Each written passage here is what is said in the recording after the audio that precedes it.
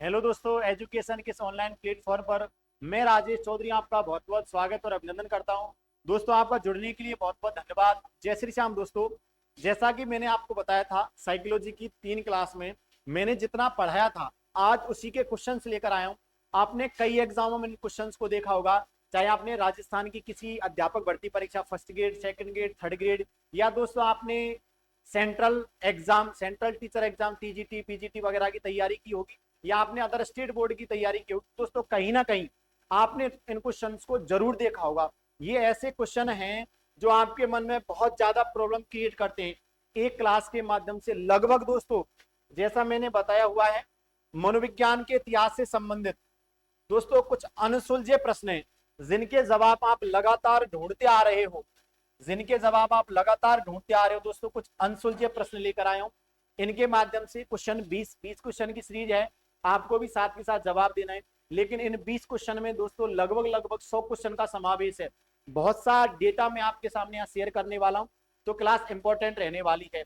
दोस्तों ये सभी को पेपर, कई पेपरों में पूछे गए प्रश्न है, तीनों को टारगेट किया है मैंने टीचर। अब सभी के लिए इंपॉर्टेंट है, सभी अभ्यर्थियों के लिए इंपॉर्टेंट है।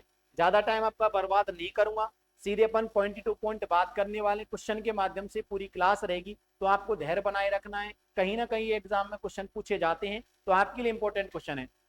जैसे देखो, पहला क्वेश्चन क्या कर, अच्छा पहले क्वेश्चन से आपको पता चल जाएगा कि क्वेश्चन का लेवल है। इसने कहा है पोम्पोनोजी के अनुसार साइकी शब्द का अर्थ क्या है। अच्छा, यदि आपको पता हो तो दोस्तों, पोम्पोनोजी के अनुसार साइकी शब्द का अर्थ बताने से पहले मैं आखिरकार आपको ये बताना चाहता हूं, जिस साइकोलॉजी शब्द का उपयोग 1590 में रुडोल्फ गोइकले ने अपनी पुस्तक में किया था, साइकोलॉजिया में। दोस्तों, ये जो शब्द था, साइकोलॉजी शब्द था, इस शब्द का सबसे पहले खंडन किया था गैरेट महोदय के द्वारा। इसका खंडन किसके द्वारा किया गया था दोस्तों? गैरेट महोदय के द्वारा किया गया था। और इन्होंने ये बताया था, ये जो साइकोलॉजी शब्द है, ये गैरेट महोदय के द्वारा किया गया था। और उन्होंने बताया था, ये जो साइकोलॉजी शब्द है, ये 2 शब्दों से मिलकर बना है। एक शब्द तो है साइकी, एक शब्द तो है दोस्तों साइकी, और दूसरा शब्द है लॉगस। ये दोनों ही शब्द ग्रीक भाषा के हैं। ग्रीक भाषा के इन दोनों शब्दों से इसकी उत्पत्ति बताई। और इन्होंने बताया था, इस साइकी शब्द का अर्थ होता है आत्मा। साइकी शब्द का अर्थ क्या बताया? आत्मा बताया। और लॉगस शब्द का अर्थ बताया इन्होंने दोस्तों अध्ययन करना। इसका मतलब इन्होंने इस साइकोलॉजी शब्द का अर्थ बताया आत्मा का अध्ययन। क्या बताया भैया? आत्मा का अध्ययन। लेकिन यहां पर हमें इंपॉर्टेंट क्वेश्चन ध्यान में रखना है। साइकी शब्द का अर्थ क्या है? आत्मा है। यदि नाम आ जाए, कौन? गैरेट नाम आ जाए, तो क्या रहेगा? आत्मा। यदि नाम नहीं भी आए, जैसे यदि आप पोम्पोनोजी का नाम नहीं होता, तो भी आपको गैरेट के मत के अनुसार दोस्तों क्या रखना था? साइकी शब्द का अर्थ आत्मा। क्योंकि इन्होंने ये जो खंडन किया था, ये किया था 16वीं सदी में। ये खंडन कब किया था? 16वीं सदी में। लेकिन इनसे कुछ समय बाद दोस्तों प्रारंभ होती है 17वीं सदी। और 17वीं सदी में ही, ध्यान में रख लेना दोस्तों, 17वीं सदी में पोम्पोनोजी महोदय के द्वारा, पोम्पोनोजी महोदय के द्वारा इसी शब्द का पुनः खंडन किया गया। इस साइकोलॉजी शब्द का क्या किया? पुनः खंडन किया। और उन्होंने बताया, ये जो साइकोलॉजी शब्द है ना, ये दोनों ही शब्दों से मिलकर बना है। एक शब्द तो साइकी है और दूसरा शब्द लॉगस है। लेकिन यहां इन्होंने थोड़ा सा चेंज कर दिया। यहां इन्होंने बताया साइकी शब्द का अर्थ होता है मन या मस्तिष्क। दोस्तों, इन्होंने साइकी शब्द का अर्थ क्या बताया? मन या मस्तिष्क। लॉगस का अर्थ तो इन्होंने भी अध्ययन करना ही बताया। इसका मतलब इन्होंने साइकोलॉजी शब्द का अर्थ बताया मन या मस्तिष्क का अध्ययन। तो इनका जो विचार रहा वो था मन और मस्तिष्क को लेकर। इसी वजह से दोस्तों इनकी जो अवधारणा है ना, मन और मस्तिष्क की अवधारणा है साइकोलॉजी से संबंध। इनके अनुसार साइकोलॉजी मन और मस्तिष्क का विज्ञान है। तो आपसे पूछा है, पोम्पोनोजी के अनुसार साइकी शब्द का अर्थ क्या है? आत्मा नहीं है दोस्तों। पोम्पोनोजी के अनुसार क्या है? मन या मस्तिष्क है। यदि पोम्पोनोजी का नाम नहीं आता तो आत्मा होता। बात समझ में आई कि नहीं आई? आपको ये क्रॉस क्वेश्चन एकदम ध्यान में रखना है।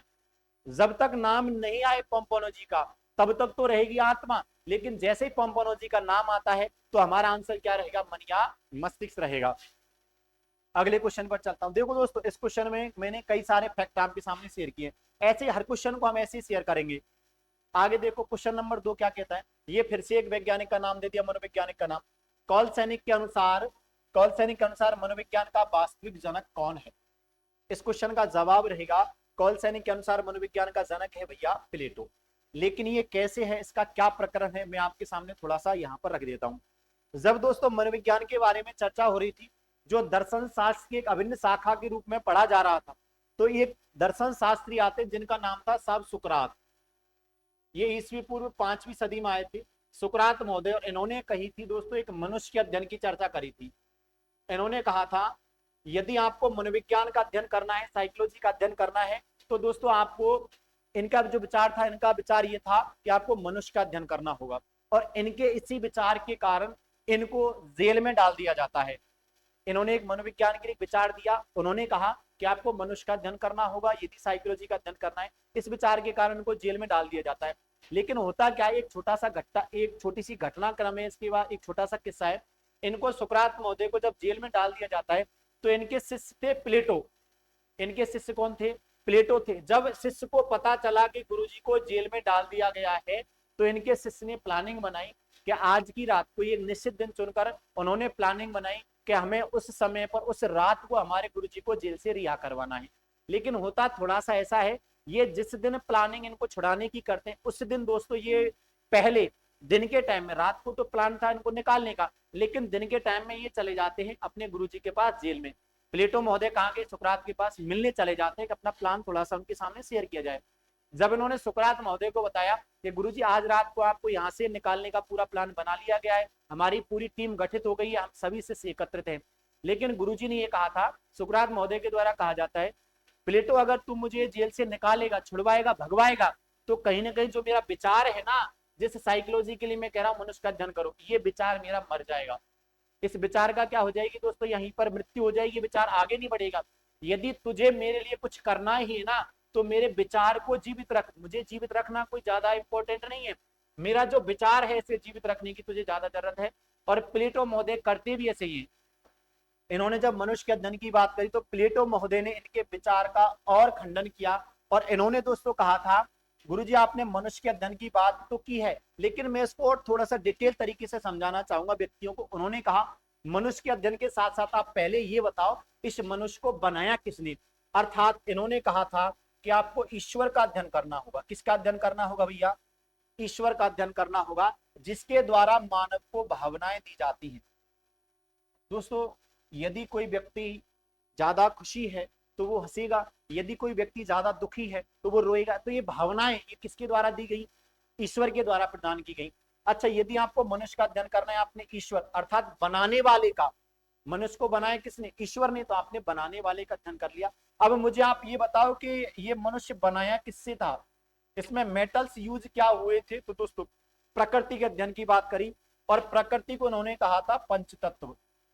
इन्होंने क्या कहा कि उन पंच तत्वों की, पंच महाभूतों का भी आपको अध्ययन करना होगा, जिनके द्वारा ये शरीर बनाया हुआ है। आया कि नहीं आया समझ में? तो इन्होंने पंच तत्व की बात करी, और फिर लास्ट में इन्होंने कहा था कि अब आप मनुष्य अर्थात किसका अध्ययन कर सकते हो? मनुष्य के अंतर्गत जीवित शक्ति कौन है? आत्मा है। इसका मतलब अब आत्मा या मनुष्य का क्या कर सकते हैं? अध्ययन कर सकते हैं। तो इनका विचार ईश्वर, प्रकृति, पंचतत्व और आत्मा को लेकर था। किनका? प्लेटो महोदय का। लेकिन इससे बाद थोड़ा सा घटनाक्रम और चेंज होता है। इनका जो कार्यकाल था ये दोस्तों ईस्वी पूर्व लगभग 4वीं सदी का था। इसी समय पर इनके शिष्य थे अरस्तु महोदय। प्लेटो के शिष्य कौन थे? अरस्तु महोदय के द्वारा भी दोस्तों ईस्वी पूर्व 4वीं सदी में ही एक विचार दिया गया। इन्होंने भी यही कहा, इन्होंने गुरुजी से कहा आप मनुष्य के अध्ययन की बात करो, आप आत्मा के अध्ययन की बात करो, लेकिन इन्होंने इस रूप को थोड़ा सा इस प्रकार से बताया, जिस जीवित शक्ति के द्वारा, जिस शक्ति के द्वारा आदमी जीवित है, उसको आत्मा नाम दिया इन्होंने भी बात तो वही करी, गुरुजी के मत को रखा था, लेकिन इन्होंने थोड़ा सा और एप्रोप्रिएट तरीके से अपना आंसर दिया। और इन्होंने कहा था कि यदि आपको साइकोलॉजी का अध्ययन करना है तो आपको किसका अध्ययन करना होगा? आत्मा का अध्ययन करना होगा। और इनके इसी विचार के कारण, इन्होंने आत्मा के अध्ययन की बात करी, इनके इसी विचार के कारण दोस्तों इनको मनोविज्ञान का जनक कहा जाता है। मनोविज्ञान का क्या कहा जाता है? जनक कहा जाता है, या प्राचीन मनोविज्ञान का जनक कहा जाता है। समझ लेना, प्राचीन मनोविज्ञान का क्या कहा जाता है? जनक कहा जाता है। लेकिन ये विचार आत्मा के अध्ययन की तो इनसे पहले किसने कर दी थी? प्लेटो महोदय ने कर दी थी। तो इसका विरोध किसने किया? कॉलसेनिक महोदय ने कहा कि भैया आप आत्मा के अध्ययन की बात के कारण मनोविज्ञान का जनक किसको बता रहे हो? अरस्तु के बता रहे हो, लेकिन वास्तविक बात तो प्लेटो ने पहले ही कर दी थी आत्मा के अध्ययन की। तो इसका मतलब ये हुआ कि मनोविज्ञान का वास्तविक जनक कौन है? प्लेटो है। लेकिन नाम यदि आए कॉलसेनिक तभी आपको प्लेटो करना है, अन्यथा आपका आंसर क्या रहेगा भैया? अरस्तु महोदय रहेगा। अच्छा और आगे चलता हूं। जेबी वॉटसन के द्वारा 20वीं सदी में, जेबी वॉटसन तो आपको पता ही होगा, 20वीं सदी में इन्होंने मनोविज्ञान को क्या कहा? व्यवहार का विज्ञान। इनसे पहले चेतना का विज्ञान चल रहा था, उससे पहले मन और मस्तिष्क पोम्पोनोजी चल रहा था। अच्छा पोम्पोनोजी ने क्या कहा? इन्होंने भैया 17वीं सदी में, इन्होंने 17वीं सदी में मनोविज्ञान को क्या कहा?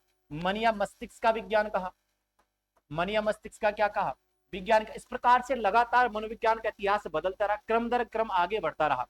इस प्रकार से एक ही क्वेश्चन में लगभग 6-7 क्वेश्चन आपके सामने समावेशित है, प्रस्तुत है। ठीक है भैया।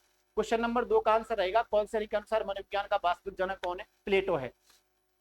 अब अगले क्वेश्चन पर चलता हूं। अगला क्वेश्चन कह रहा है स्वतंत्र मनोविज्ञान की प्रथम पुस्तक कौन सी है? आपको इस क्वेश्चन का जवाब जानने से पहले एक छोटी सी घटना याद करनी होगी। 1879 में क्या होता है? आपको पता होगा दोस्तों, 1879 में 1879 में एक विद्वान आए थे जिनका नाम था विलियम वुंट। जिनका नाम क्या था भैया? विलियम वुंट था। और विलियम वुंट के द्वारा 1879 में ही दोस्तों जर्मनी का एक शहर था, जर्मनी का एक शहर था जिसका नाम था लिपजिंग शहर। कौन सा शहर था? लिपजिंग शहर के लिपजिंग विश्वविद्यालय, वर्तमान में उस विश्वविद्यालय का नाम क्या है? कॉर्ल मार्श विश्वविद्यालय है। वर्तमान में क्या नाम है भैया? कॉर्ल मार्श विश्वविद्यालय में इन्होंने दोस्तों मनोविज्ञान की प्रयोगशाला स्थापित कर दी। मनोविज्ञान की क्या स्थापित कर दी? प्रयोगशाला स्थापित कर दी। कब करी थी? 1879 1879 में, जब लगातार मनोविज्ञान पर प्रयोग की चर्चाएं हो रही थी। क्योंकि इनसे थोड़े से समय पहले आपको पता होगा लगभग 1872 में दोस्तों विलियम जेम्स के द्वारा मनोविज्ञान को चेतना का विज्ञान कहा जाता है। मनोविज्ञान को किसका विज्ञान कहा गया? चेतना का विज्ञान कहा गया। तो इनके विचार पर भी यही आया कि भैया आप इन पर प्रयोग कैसे कर सकते हो। प्रयोग की जब बात आई तो विलियम वुंट ने प्रयास किया और विलियम वुंट ने 1879 में सफलता प्राप्त की और इन्होंने मनोविज्ञान की प्रयोगशाला स्थापित कर दी। कब करी? 1879 में।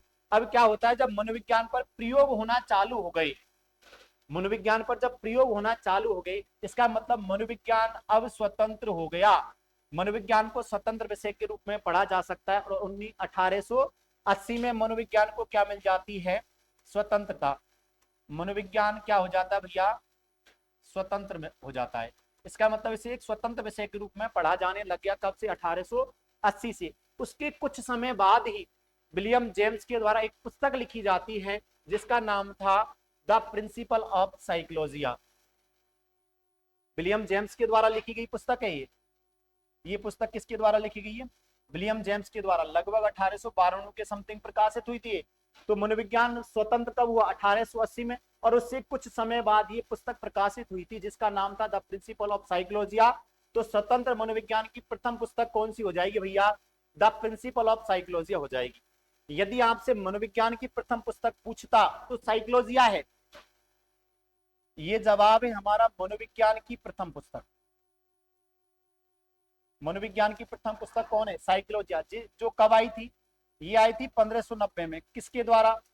रुडोल्फ गोइकले के द्वारा। यदि आपको पता हो तो इसी पुस्तक में इन्होंने साइकोलॉजी शब्द का उपयोग किया था। साइकोलॉजी पुस्तक में ही दोस्तों रुडोल्फ गोइकले के द्वारा किस शब्द का उपयोग किया गया था? साइकोलॉजी शब्द का उपयोग किया गया था। अच्छा टॉक टू टीचर्स क्या है?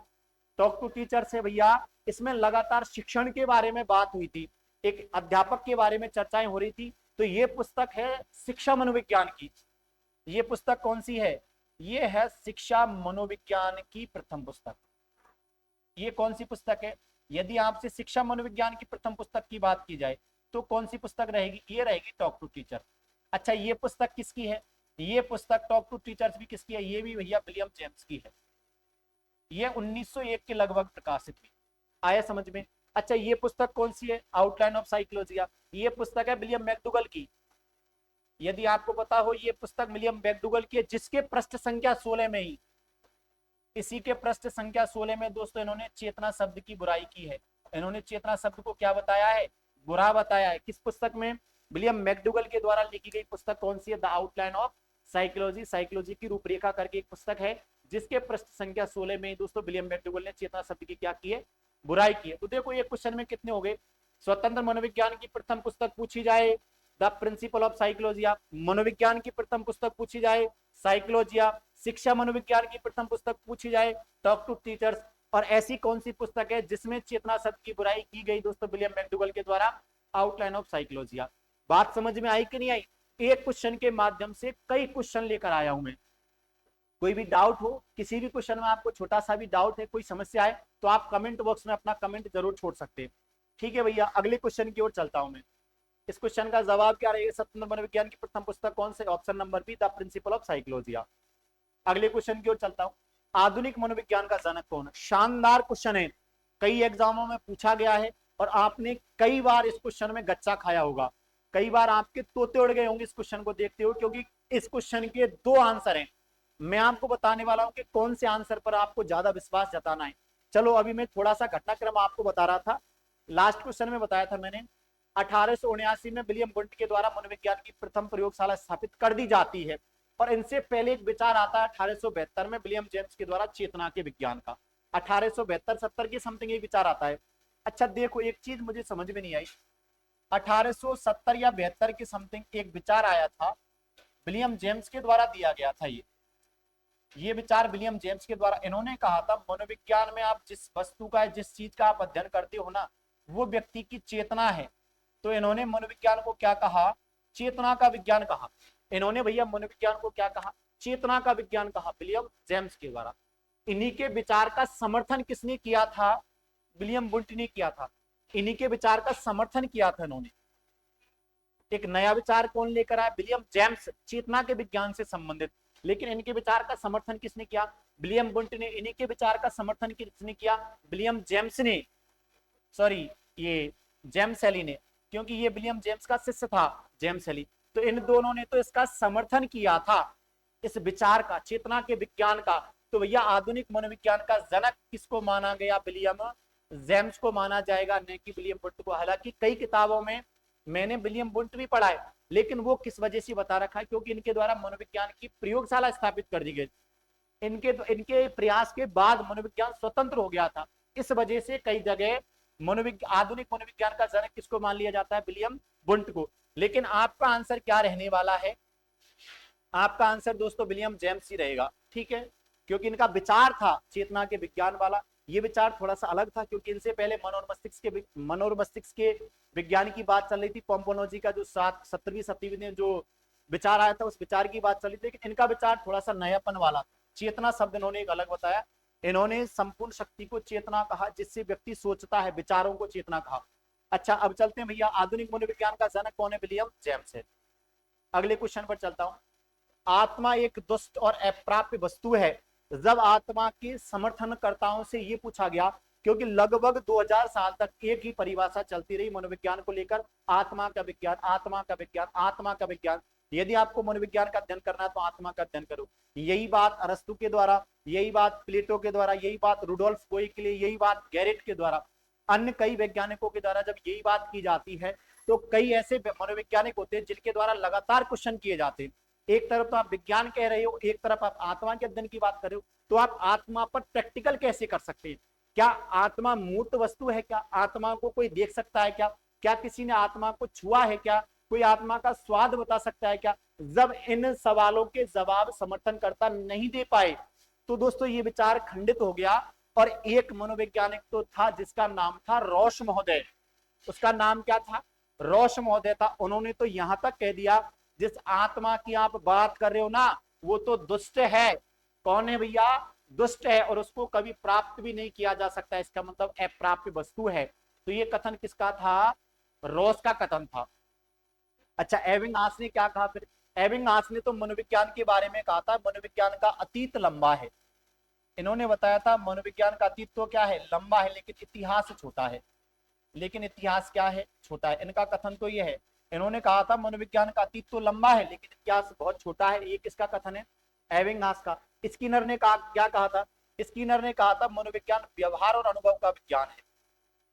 मनोविज्ञान किसका विज्ञान है, व्यवहार व अनुभव का। इनकी परिभाषा ये है, मनोविज्ञान को इन्होंने व्यवहार और अनुभव का विज्ञान कहा है। मैकडूगल ने कहा है मनोविज्ञान व्यवहार और आचरण का विज्ञान है। व्यवहार और किसका विज्ञान है, आचरण का। तो इस प्रकार से आपको चारों की, अच्छा ये चारों ही परिभाषाएं पूछी गई हैं, इनके चारों के स्टेटमेंट पूछे गए, इसी वजह से मैंने चारों ऑप्शन को एक साथ समावेशित किया हुआ है। आपको प्रत्येक क्वेश्चन में एक बार फिर बता देता हूं, ये ऐसी सीरीज है, रामबाण सीरीज है ये, इस एक सीरीज में कई सारे आपके डाउट क्लियर होने वाले हैं। ठीक है दोस्तों, आपको ज्यादा से ज्यादा सेशन को शेयर भी करना है। अगले क्वेश्चन पर चलता हूं, निम्न में से पंचतत्व की अवधारणा के प्रवर्तक कौन है? इसका जवाब लास्ट क्वेश्चन में है, लास्ट के लगभग क्वेश्चन नंबर 2 या 3 में है, तो आपको इसका जवाब बताना है। ये मैंने आपके लिए क्वेश्चन छोड़ दिया है, आपको इस क्वेश्चन का जवाब कमेंट बॉक्स में देना है। आप पिछले वाले क्वेश्चन देख लोगे तो आपको पता चल जाएगा पंचतत्व की अवधारणा के प्रवर्तक कौन है, अरस्तु है, वॉटसन है, पोम्पोनोजी या प्लेटो है। ठीक है, इस क्वेश्चन का जवाब आपको कमेंट बॉक्स में देना है, क्योंकि इस क्वेश्चन का जवाब मेरे लास्ट के क्वेश्चन में ही है, लास्ट के शायद लगभग तीसरे या चौथे क्वेश्चन में है। अगले क्वेश्चन पर चलता हूं, जेबी बॉट्स, इस क्वेश्चन का जवाब आपको देना है भैया, ये एचडब्ल्यू छोड़ दिया मैंने। अगले क्वेश्चन पर चलता हूं, जेबी वाटसन के अनुसार मनोविज्ञान, जेबी वाटसन ने तो मनोविज्ञान को व्यवहार का विज्ञान कहा था, कोई है क्या? Option number C is the correct answer. चेतना का विज्ञान कौन है? विलियम जेम्स है। चेतना का विज्ञान किसने कहा? विलियम जेम्स ने कहा था, लगभग 1870 में कहा था। सबसे कम परिभाषा भी यही चली 1870 से, और 19वीं सदी 1900 तक चली, 20वीं सदी के प्रारंभ तक। और 20वीं सदी में कई सारी आलोचनाएं हुई थी। एक आलोचना तो मैंने बताई थी, विलियम मैक्सवेल ने अपनी पुस्तक में चेतना शब्द को बुरा बताया। एक आलोचना और है, सिगमंड फ्राइड के अनुसार मनोविश्लेषण का सिद्धांत दिया गया था, उन्होंने तो चेतना शब्द की 3 फाड़ कर दी। कितनी फाड़? 3 फाड़। एक फाड़ में तो बताया था कि आप जिस चेतना की बात करें वो तो केवल 10% भाग है, आप जिस पर काम करते हो मनोविज्ञान में जो काम करवाया जाता है वो तो 90% भाग है। और उन्होंने कहा था, ये ध्यान में रख लेना, फ्राइड महोदय के द्वारा जो मनोविश्लेषण का सिद्धांत दिया गया था ना, उसमें चेतना की 3 फाड़ करी, 3 भाग बताए। एक तो चेतना या कौन सा मन, चेतन मन, एक दूसरा बताया था अचेतन मन, और एक बताया था अर्धचेतन मन। कॉन्सियस माइंड, अनकॉन्सियस माइंड और सबकॉन्सियस माइंड। मनोविज्ञान में जो अध्ययन किया जाता है ना वो 90% भाग ये है, जबकि आप बात किसकी कर रहे हो? 10% की। आप बात तो कर रहे हो पूरी 100, लेकिन ये तो 10% ही है। आप अपने मस्तिष्क का भरपूर जोर लगा दो तब भी 10% यूज कर सकते हो, ये तो सुप्त अवस्था में रहता है 90% भाग। तो इसका मतलब ये है कि आप प्रैक्टिकली नहीं कर पा रहे हो से, तो इनकी ये चेतना शब्द का इन्होंने भी खंडन किया था। सिगमंड फ्राइड, मनोविश्लेषण सिद्धांत आपको याद होगा। आगे चलें। अच्छा, मन और मस्तिष्क का विज्ञान किसने कहा था? पोम्पोनोजी। मैंने बताया हुआ किसके द्वारा? पोम्पोनोजी के द्वारा। आत्मा का विज्ञान, अरस्तु, प्लेटो, डेकार्टे, रुडोल्फ गोइकली और गैरेट महोदय, इन सब के द्वारा आत्मा का विज्ञान कहा गया है। हमसे पूछा था जेबी वाटसन के अनुसार कौन है भैया? व्यवहार का विज्ञान, 20वीं सदी। आ जाओ, भारत में शानदार क्वेश्चन है भैया, ये शानदार क्वेश्चन है, शानदार, एकदम लल्लन टॉप। भारत में मनोविज्ञान की पहली प्रयोगशाला, देखो क्या क्वेश्चन है, भारत में मनोविज्ञान की पहली प्रयोगशाला कब, पूछा है कब और किसके द्वारा स्थापित की गई थी? आपको पता होगा, यदि ओवरऑल पूछा जाता कि मनोविज्ञान की पहली प्रयोगशाला कब, तो आपका जवाब रहता 1879 में। मैंने बताया हुआ है 1879 में। किसके द्वारा? विलियम बुंट के द्वारा। कहा? जर्मनी में। विश्वविद्यालय कौन सा? कॉर्ल मास विश्वविद्यालय। ये तो रहा ओवरऑल, लेकिन हमसे पूछ लिया भारत में। अब बताओ भैया भारत में, तो आपको भारत का ध्यान में रखना है दोस्तों। भारत में 1916 में, 1916 में कलकत्ता में, कहा? कलकत्ता में। और एक व्यक्ति थे जिनका नाम था एन एन सेनगुप्त। जिनका नाम क्या था भैया? एन एन सेनगुप्त था। एन एन सेन, इनका पूरा नाम है नरेंद्र नाथ, नरेंद्र नाथ सेनगुप्त के द्वारा कलकत्ता में, भारत की पहली प्रयोगशाला, भारत की पहली मनोविज्ञान प्रयोगशाला स्थापित की गई थी। किसके द्वारा? एन एन सेनगुप्त के द्वारा। तो इसमें जवाब कौन रहेगा भैया? एन एन बॉस नहीं, एन एन सेनगुप्त। कब की गई थी? 1916 में। एन एन सेनगुप्त मतलब नरेंद्र नाथ, इनका पूरा नाम मैंने लिखा हुआ उधर, नरेंद्र नाथ सेनगुप्त के द्वारा। अच्छा, फिर ऑप्शन नंबर ए से क्या संबंध है? ऑप्शन नंबर ए में क्या है?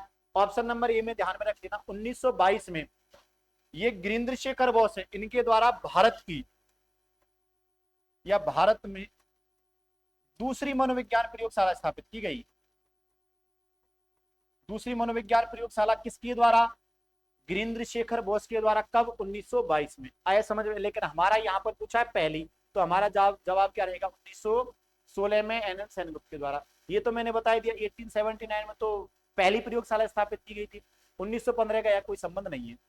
इसका जवाब क्या रहेगा दोस्तों, 1916 में एन एन सेनगुप्त के द्वारा।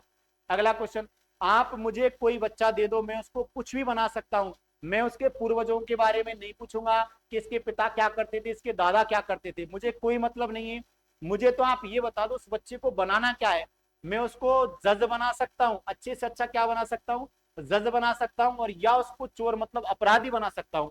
ये उस बच्चे के व्यवहार पर डिपेंड करता है, उस बच्चे के व्यवहार में मैं क्या परिवर्तन लाऊं। आप मुझे कोई भी कैसा भी बच्चा दे दो, मैं उसके व्यवहार में परिवर्तन कर करके उसको अच्छे से अच्छा सक्सेसफुल पर्सन बना सकता हूँ, और दोस्तों मैं उसको अपराधी भी बना सकता हूँ व्यवहार में परिवर्तन करके। तो व्यवहार वाली बात किसकी आएगी, वॉटसन। व्यवहार वाली बात किसकी आएगी, वॉटसन। तो यहाँ पर किसने कहा था, ये वॉटसन के द्वारा ऐसा कहा जाता है। ये कथन किस मनोवैज्ञानिक का है, तो वॉटसन ने कहा था। एक बच्चे की मांग किसने करी, वॉटसन ने करी थी। आया समझ में इस क्वेश्चन का। और कई एग्जामों में पूछा गया, सच बात बता रहा हूँ दोस्तों आपको, कई एग्जामों में पूछा गया प्रश्न है ये, आपको ध्यान में रखना है। अगले क्वेश्चन पर चलता हूं, क्वेश्चन नंबर 10। निम्न में से मनोविज्ञान है, लो भैया एक और शानदार क्वेश्चन आ गया, स्टार लगा लो, स्टार लगा लो मेरे लल्लन टॉप हो। क्वेश्चन कई एग्जामों में पूछा गया है, मनोविज्ञान क्या है। ऑप्शन देखते हैं चलो। मनोविज्ञान विधायक है क्या, पहले तो ये पता होना चाहिए विधायक क्या होता है।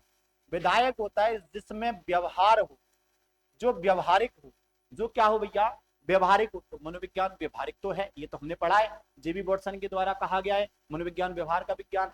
अच्छा, नियामक का मतलब क्या होता है, नियामक का मतलब होता है जो काम नियमों के दायरे में किया जाए। यदि किसी बच्चे के पढ़ने की मन में नहीं है और उसको आप पढ़ाओगे, जबरदस्ती ज्ञान दोगे नियमों में बांध के, जैसे एक शेड्यूल बना दूं कि आपको 9 से 10 ये करना है, 10 से 11 ये करना, नियम बना दिया, तो क्या वो बच्चा ज्ञान प्राप्त कर सकता है, उस बच्चे के मन में ही नहीं है। नियम होंगे वहां व्यवहारिकता नहीं होगी, ध्यान में रख लेना। जब मनोविज्ञान व्यवहारिक है, विधायक है, तो नियम कभी नहीं हो सकते, मतलब नियामक नहीं हो सकता। नियमों के अनुसार जो कार्य होगा वो नियामक होगा, लेकिन मनोविज्ञान में तो नियम ही नहीं है, व्यवहार की बात है। जब मन करा सीख रहा है, जब मन नहीं है तो नहीं सीख रहा, तो इसका मतलब नियामक नहीं हो। इसके साथ साथ एक और स्टेटमेंट ध्यान में रख लेना, आदर्शात्मक भी नहीं है। आदर्शात्मक का मतलब भी होता है नियम ही होना। आदर्श कब बनते हैं, जब नियम होते हैं, नियम नहीं होंगे तो आदर्श भी नहीं होगा, तो जहां नियम नहीं होंगे वहां आदर्श भी नहीं होगा, तो आदर्शात्मक नहीं है। अच्छा, नियामक तो नहीं है, प्रयोगात्मक तो है। मनोविज्ञान पर प्रयोग तो हम कर सकते हैं, मतलब प्रयोगात्मक तो है, लेकिन दोनों में से एक नहीं है। सकारात्मक है क्या, मनोविज्ञान पॉजिटिविटी देता है, सकारात्मकता देता है, सकारात्मक है, लेकिन अनुप्रयुक्त नहीं है। अनुप्रयुक्त का मतलब होता है जो काम ने आए। अनुप्रयुक्त का मतलब क्या होता है, जो प्रयोग नहीं आए, जो काम में नहीं आए, वो होता है अनुप्रयुक्त। तो मनोविज्ञान तो काम में आने वाला विषय है, तो अनुप्रयुक्त गलत है। यदि होता अनुप्रयुक्त, यदि क्या होता भैया, अनुप्रयुक्त होता। अनुप्रयुक्त का मतलब होता है काम आने वाला या प्रयोग आने वाला, प्रयोग में आने वाला। तो अनुप्रयुक्त तो है, मनोविज्ञान काम तो आता है लेकिन अनुप्रयुक्त नहीं है, अनुप्रयुक्त है लेकिन अनुप्रयुक्त नहीं है। अच्छा, मनोविज्ञान विधायक है क्या, व्यवहारिक है। मनोविज्ञान पर प्रयोग हो सकते हैं क्या, हो सकते हैं। इसका मतलब option number D is the correct answer. अब देख लो मनोविज्ञान क्या है, समझ लेना पहले मेरी बात। मनोविज्ञान क्या है, मनोविज्ञान विधायक है, मनोविज्ञान प्रयोगात्मक है, मनोविज्ञान सकारात्मक है, मनोविज्ञान अनुप्रयुक्त है। मनोविज्ञान अनुप्रयुक्त क्या नहीं है, मनोविज्ञान नियामक नहीं है, मनोविज्ञान आदर्शात्मक नहीं है, मनोविज्ञान और क्या नहीं है, अनुप्रयुक्त नहीं है। आया समझ में। इस क्वेश्चन के माध्यम से मनोविज्ञान क्या है क्या नहीं है, ये एक छोटा सा कंक्लूजन आपके मन में जो था उसको दूर किया है मैंने। अगला क्वेश्चन क्या कह रहा है, गेस्टाल्टवादी। देख लो गेस्टाल्टवादी कौन कौन है, मैक्स वर्दीमर, कॉलर, कॉफका। कौन सा सिद्धांत, अंतर्दृष्टि, सूझ का सिद्धांत, संपूर्णता की बात करेंगे ये कौन सी बात करेंगे, संपूर्णता की बात करेंगे गेस्टाल्टवादी। आपको पता होगा केंद्रीय द्वीप पर कॉलर के द्वारा, कॉफका के द्वारा एक प्रयोग किया जाता है। एक चिंपैंजी को एक कमरे में बंद कर दिया, भूखे चिंपैंजी को कमरे में बंद कर दिया और उसमें कुछ लकड़ी के बॉक्स पटक दिए और केले लटका दिए ऊपर। अब उस चिंपैंजी के हाथ तो नहीं आए, लेकिन उन बॉक्स को देखकर वो चिंपैंजी सोचता है क्यों ना इन बॉक्स को जमा जमा करके मेन बॉक्स पर चढ़कर ये केले ले लो, और वो करता भी ऐसा ही है। तो उसमें सूझ आ जाती है, संपूर्णता की बात करेगा, सूझ की बात करेगा, अंतर्दृष्टि की बात करेगा, तो ये सूझ से वो क्या कर लेता है, उन केलों को प्राप्त कर लेता है। गेस्टाल्टवादियों ने किसकी बात करी है? संपूर्ण। बच्चे को ज्ञान संपूर्ण दो, बच्चे को जो ज्ञान देना है वो संपूर्ण ज्ञान देना। आपके पास जो है जितना है सब कुछ नौछावर कर दो, तो संपूर्णता की बात कौन करेंगे? गेस्टाल्टवाद। आपके आपके पास जितनी नॉलेज है, आपका ये परम कर्तव्य, उसको पूरी की पूरी को आप बच्चे को दे दो। ये कौन कहते हैं भैया? ये कहते हैं गेस्टाल्टवादी। कॉलर कोप का मैक्स वर्दीमान, इसके समर्थनकर्ताओं के नाम कॉलर कोप का मैक्स वर्दीमान। यदि इसके समर्थनकर्ताओं के नाम पूछे जाए तो ये रहेंगे। प्रयोग किसने किया था? कोफ्का ने किया था। आया कि नहीं आया समझ में? बालक को कौन सी शिक्षा प्रदान करनी चाहिए? मानसिक करो ठीक है, शारीरिक करो ठीक है, सामाजिक शिक्षा भी करो ठीक है, लेकिन इन्होंने बात कौन सी करी है? संपूर्ण शिक्षा की। देखो मैंने बताया, गेस्टाल्टवादी संपूर्णता की बात करते हैं। आपके पास जितना ज्ञान है, मानसिक ज्ञान है दो, शारीरिक ज्ञान है दो, स्थानीय ज्ञान है, सामाजिक ज्ञान है, और भी कुछ है आपके पास, चिकित्सा से संबंधित, आपका समाज से संबंधित, आपके पास मनोविज्ञान से मस्तिष्क से संबंधित जो भी ज्ञान है आप सब दे दो। मतलब संपूर्णता की बात करें गेस्टाल्टवादी। तो गेस्टाल्टवादियों के अनुसार बालक को शिक्षा कौन सी प्रदान करनी चाहिए? संपूर्ण शिक्षा। अगले क्वेश्चन पर चलता हूं। इसने कहा, क्या कहा भैया? शिक्षक शिक्षण प्रक्रिया का कौन सा चर है? यहां पर आंसर रहेगा हमारा स्वतंत्र चर है, क्योंकि शिक्षक को पूरी स्वतंत्रता है। वो बालक को किन शिक्षण विधियों से पढ़ा सकता है, वो बालक को किस तरीके से आचरण में रख सकता है, वो बालक के व्यवहार में क्या परिवर्तन कर सकता है। शिक्षक पूर्ण तरीके से स्वतंत्र है। वो किन किन अच्छी अच्छी शिक्षण विधियों का उपयोग करे जिससे बच्चा बेहतर रूप से समझ सके। तो यहाँ पर शिक्षक कौन है? स्वतंत्र चर है। अच्छा, मध्यस्थ चर कौन है? ये रहेगा पाठ्यक्रम।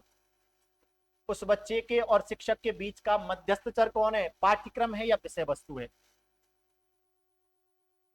शिक्षक और छात्र के बीच में जो मध्यस्थता का काम करता है वो विषय वस्तु करती है, उसका पाठ्यक्रम करता है, उसकी किताबें करती हैं। आए समझ में? तो मध्यस्थर कौन है भैया? पाठ्यक्रम है। आश्रित चर कौन है? तो ये तो छात्र है बेचारा, छात्र विद्यार्थी कौन है? आश्रित चर है। उपयुक्त सभी तो हो ही नहीं सकता। तो शिक्षक कौन है भैया? स्वतंत्र चर है। आए समझ में? इससे आगे चलते हैं। शिक्षा के प्रति मनोविज्ञान का सबसे महत्वपूर्ण योगदान कौन सा है? मनोविज्ञान का सबसे महत्वपूर्ण योगदान कौन सा है? देखो क्या कह रहा है, शिक्षा के महत्वपूर्ण तथ्यों का पता लगाना। सही हो सकता है, शिक्षा के महत्वपूर्ण तथ्यों का पता लगाना मनोविज्ञान का काम है। व्यक्तिगत गुणों के आधार पर शिक्षार्थियों का विभाजन तो नहीं करना, ये तो गलत है कतई। उनके गुणों के आधार पर एक बच्चा कितना गुणी है, एक बच्चा, या मैं बात कर रहा हूँ सामान्य बच्चा है, या बच्चा वो क्या कहते हैं उसको, सृजनशील है, या बच्चा प्रतिभाशाली है, तो इनके आधार पर हम उनका विभाजन नहीं कर सकते, ये तो गलत है। आगे चलें, ये तो गलत स्टेटमेंट है।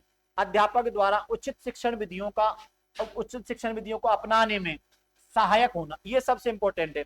अध्यापक को ये बताएगा मनोविज्ञान कि आपके लिए उचित शिक्षण विधि कौन कौन सी है जिनको अपनाकर आप बच्चों को ढंग से ज्ञान प्राप्त करा सकते हो। ये सही है भैया। और क्या कह रहा है? मानव व्यवहार का। ठीक है, मानव व्यवहार का। देखो तीनों ही सही है, पहला भी सही है, डी भी सही है, लेकिन सबसे ज्यादा सही उसने कहा है सबसे महत्वपूर्ण योगदान क्या है? तो सबसे महत्वपूर्ण योगदान तो ये है, ये मनोविज्ञान शिक्षा के क्षेत्र में अध्यापक को ये बताता है कि आप किन शिक्षण विधियों का उपयोग कर सकते हो जिससे कक्षा का वातावरण आनंदित हो, जिससे कक्षा के प्रत्येक विद्यार्थी को आपके द्वारा कही गई बात समझ में आए। तो दोस्तों ये सबसे इंपॉर्टेंट काम है मनोविज्ञान का। तो यहाँ पर हमारा option number C is the correct answer रहेगा। अगले क्वेश्चन पर चलता हूं। इसमें कहा गया है एक शिक्षक के लिए सबसे महत्वपूर्ण चुनौती क्या है?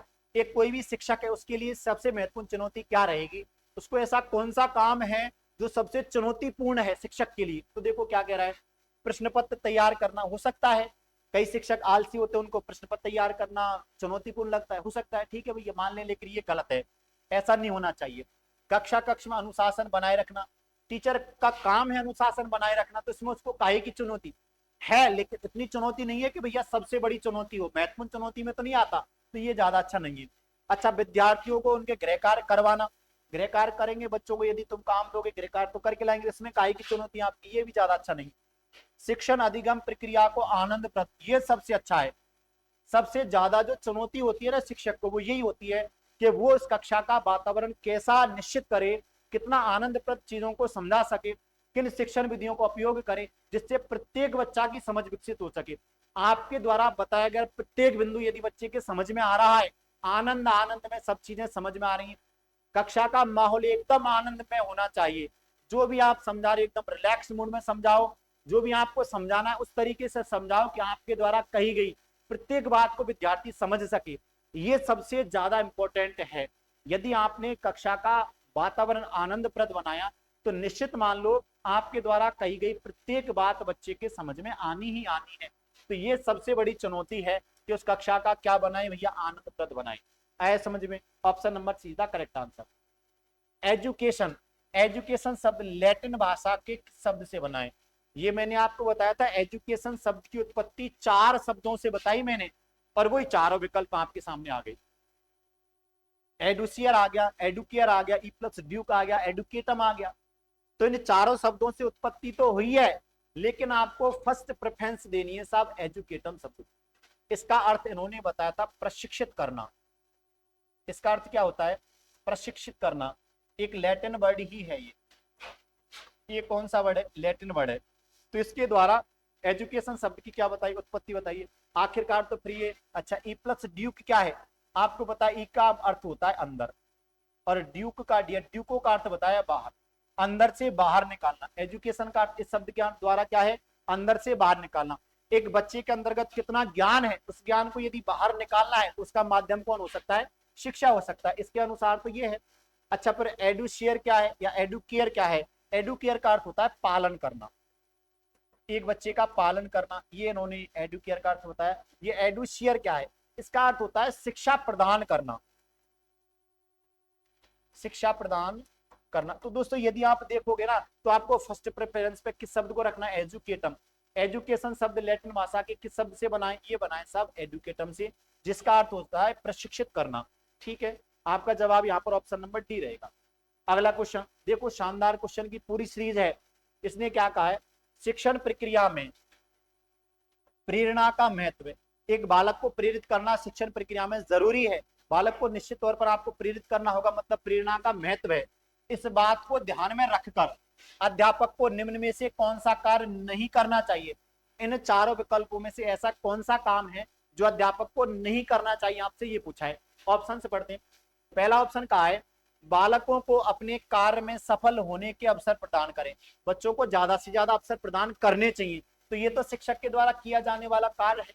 आगे चलो क्या कहता है? बालकों के लिए कार्य के लक्ष्य स्पष्ट हो। बालक को ये पता होना चाहिए कि आप जो कार्य कर रहे हो ना, इसके बाद आपको ये रिजल्ट मिलेगा, उसका लक्ष्य उसको पता होना चाहिए, मतलब ये काम तो करने का है शिक्षक के द्वारा। आगे चलते हैं। ये क्या कह रहा है भैया? शिक्षार्थियों को सामाजिक कार्यों में लाभ लेने के अवसर, वही बात आगे, अवसर प्रदान करने चाहिए, सामाजिक कार्यों में अवसर प्रदान करने चाहिए, मतलब शिक्षक के द्वारा ये काम भी किया जाना चाहिए।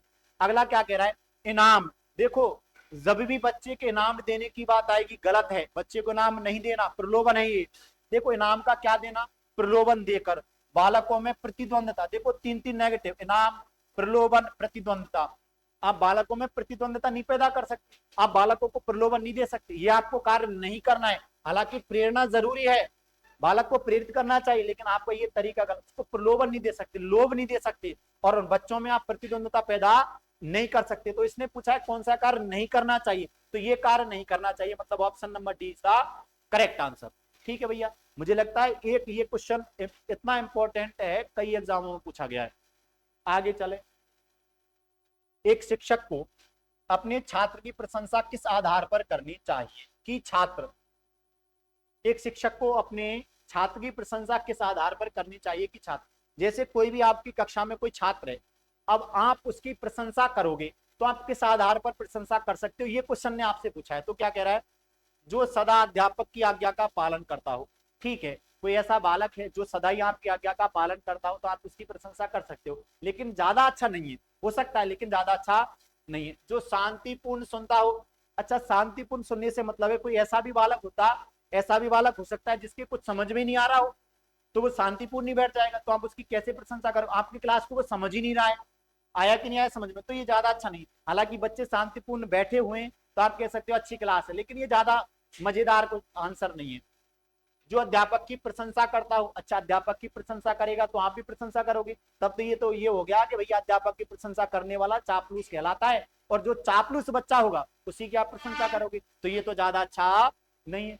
नेक्स्ट क्या कह रहा है? जो अध्यापक से प्रश्न पूछता है, ये जरूरी है। यदि किसी बच्चे को आपकी बातें समझ में आ रही है तो वह आपसे निश्चित तौर पर क्वेश्चन करेगा, या कुछ बात समझ में नहीं आ रही तो वह आपसे क्वेश्चन पूछेगा। इसका मतलब वो उस बच्चे में जानने की ललक है, वो आपसे जानना चाहता है, जिस वस्तु को आप रिप्रेजेंट कर रहे हो, जिस विषय वस्तु को आप पढ़ा रहे हो, वह बच्चा उस वस्तु के बारे में, उस विषय वस्तु के बारे में यदि प्रश्न पूछता है तो आपको ये पता चल जाएगा कि हाँ ये बच्चा हमको ध्यान से सुन रहा है, ये बच्चा ध्यान से पढ़ रहा है, इस बच्चे के मन में ज्ञान अर्जित करने की ललक है, तो आप उस बच्चे की प्रशंसा कर सकते हो। तो ये वाला ऑप्शन ज्यादा सही है। आए समझ में। इसके अलावा देखो क्वेश्चन नंबर अगला क्या कह रहा है, 18 क्वेश्चन कह रहा है शिक्षा मनोविज्ञान एक स्वतंत्र विषय के रूप में कब से स्वीकार किया गया। आपको पता होगा 1940 में, 1940 में अमेरिका, 1940 में अमेरिका के एनएसटीसी एक संस्थान, एनएसटीसी के द्वारा एक संस्थान है दोस्तों, ये national society teacher education council एक संस्थान है, उसके द्वारा मनोविज्ञान शिक्षा संघ की स्थापना की गई। मनोविज्ञान शिक्षा संघ की क्या की गई, स्थापना की जाती है, और 1940 में ही शिक्षा मनोविज्ञान क्या हो जाता है, स्वतंत्र विषय के रूप में पढ़ना चालू हो जाता है। तो यही कहा है आपसे एक स्वतंत्र विषय के रूप में कब स्वीकार किया गया, 1940 में स्वीकार किया जाता है। आया समझ में। 1880 में क्या हुआ, 1880 में तो मनोविज्ञान स्वतंत्र हुआ। 1912 में क्या हुआ आपको पता होगा, व्यवहारवाद की अवधारणा लगभग इतनी आई। 1922 में क्या हुआ था, मैंने बताया था गिरीन्द्र बॉश के द्वारा दोस्तों भारत में मनोविज्ञान की दूसरी प्रयोगशाला स्थापित की गई थी। लेकिन शिक्षा मनोविज्ञान स्वतंत्र विषय के रूप में कब से, 1940 से पढ़ा जाने लगा। अगला क्वेश्चन क्या कह रहा है साहब, अगला क्वेश्चन क्या क्या कह रहा है, ये कह रहा है एक बालक एक पुस्तक के समान है। एक बालक को किसके समान बताया गया है, पुस्तक के समान बताया गया है। एक बालक पुस्तक के समान है, शिक्षक को उसे अद्यपान मतलब शुरू से और अंत तक पढ़ना चाहिए। किस, यह कथन किस मनोवैज्ञानिक का है, कथन किस मनोवैज्ञानिक का है। अच्छा, एक बालक के बारे में कहा गया है एक बालक पुस्तक के समान है, आपको इसे शुरू से और प्रारंभ मतलब प्रारंभ से और अंत तक पढ़ना होगा। पहले बच्चे के बारे में आपको जानना है किसको कितना ज्ञान है, ये बच्चा किन चीजों को जानता है, कहाँ इसको मुसीबत आ रही है, पहले उस बच्चे के बारे में जानो। जब आप उस बच्चे की कमजोरियों का पता लगा लोगे तब आप उसको पढ़ाओगे। इसका मतलब पहले बच्चे को पढ़ना है तब आपको पढ़ाना है। ये कथन किसका था, तो आपको ये बात ध्यान में होगी दोस्तों, रूसो के द्वारा एक पुस्तक लिखी गई थी, एक उपन्यास था। इनका पूरा नाम, अच्छा ये कहाँ के थे, थोड़ा सा इनके बारे में बता देता हूँ। ये फ्रांस के थे, इनका पूरा नाम था जीन जैक्स रूसो। पूरा नाम क्या था भैया, जीन जैक्स रूसो। आपको तो रूसो ही ध्यान में रखना है। इनका पूरा नाम था जीन जैक्स रूसो, और इन्होंने बालकों के ऊपर, बालकों को ध्यान में रखते हुए उपन्यास लिखा था, जिस उपन्यास का नाम था इमाइल।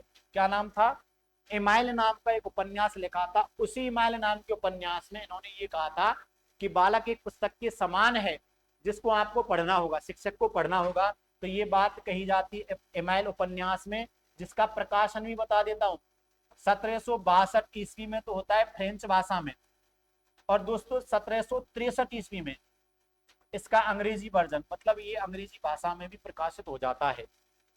आया कि नहीं आया समझ में। तो उपन्यास का नाम क्या, इमाइल है। और इसी इमाइल उपन्यास को पढ़कर प्रभावित हुए थे कौन, थॉर्नडाइक।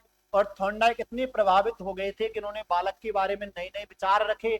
इसी कारण इनको शिक्षा मनोविज्ञान का जनक भी कहा जाता है। ये क्वेश्चन भी ध्यान में रख लेना, शिक्षा मनोविज्ञान का जनक कौन है भैया, शिक्षा मनोविज्ञान का जनक है थॉर्नडाइक। ठीक है, वॉटसन की मैंने बताई व्यवहार की, और ये विलियम जेम्स के द्वारा चेतना का विज्ञान कहा गया है। तो आपको ये पता होना चाहिए बालक एक पुस्तक के समान है, शिक्षक को उसको अद्यपांत पढ़ना होगा। ये कथन किसका है, ये कथन है रूसो का। कौन सी पुस्तक में, इमाइल उपन्यास है, ये पुस्तक नहीं है, ये इनके द्वारा लिखा गया कौन है भैया, एक उपन्यास है। ठीक है, अगला क्वेश्चन क्या कह रहा है, शिक्षा मनोविज्ञान का प्रमुख केंद्र।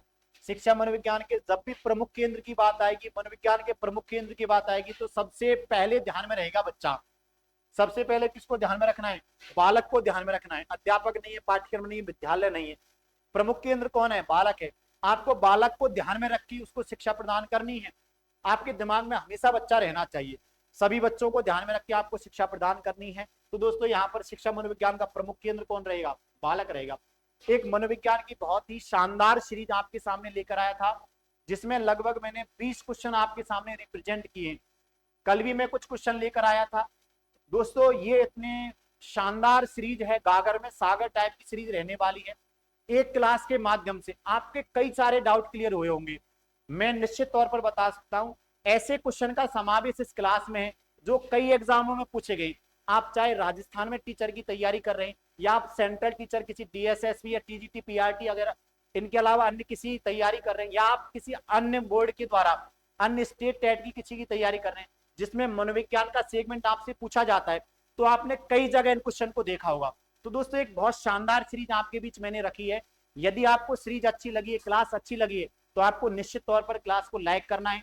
सभी के लिए इंपॉर्टेंट है, आपके दोस्तों के लिए जरूरी है, बहुत ज्यादा जरूरी क्लास है, तो आपको ज्यादा से ज्यादा शेयर करना है। और दोस्तों आपको इसी प्रकार के वीडियोस प्राप्त करने के लिए हमारे चैनल को सब्सक्राइब भी करना है, क्योंकि इसके बाद मैं एक और अन्य क्लास के द्वारा आपके अंतर्गत जितने भी क्वेश्चंस उठते हैं, मनोविज्ञान से संबंधित जितने भी अच्छे अच्छे क्वेश्चन उठते हैं जो कई एग्जामों में पूछे जाते हैं, क्वेश्चंस के माध्यम से मैं आपके सामने फिर से जुड़ने वाला हूं।